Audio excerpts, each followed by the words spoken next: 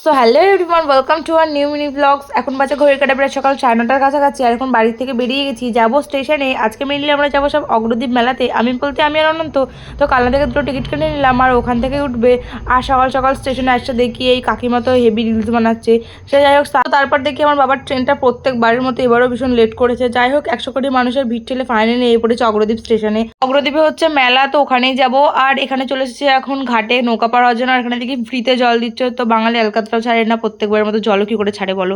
তো এখন ঘাট পার হয়ে গেছি আর এখন চলে এসেছি মেলা হচ্ছে যেদিকে সেই দিকে।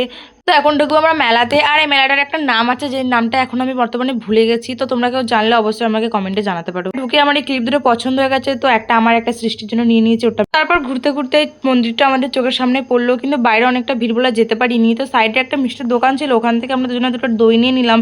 এখন এই গরমের মধ্যে দইটাই খাবো, এটা খুবই ভালো খেতে ছিল। যাই হোক, তারপর খাওয়া দাওয়া করে আবারও একটু মেলা ঘুরছিলাম। আর এখানে অনন্তর মা বা সবাই এসেছিল, ফ্যামিলির লোক।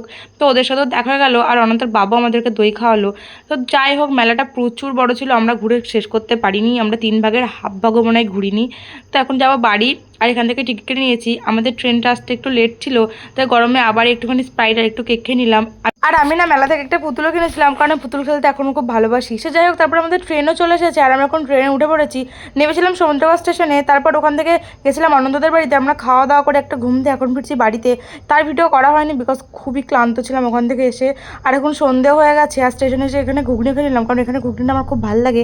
সো তার কিছুক্ষণের মধ্যে ট্রেনও চলে এসেছে আর এখন বেলা বাড়ি ফেরা। তো তোমার সাথে দেখা হবে নেক্সট কোনো ব্লগে। Tata, bye bye.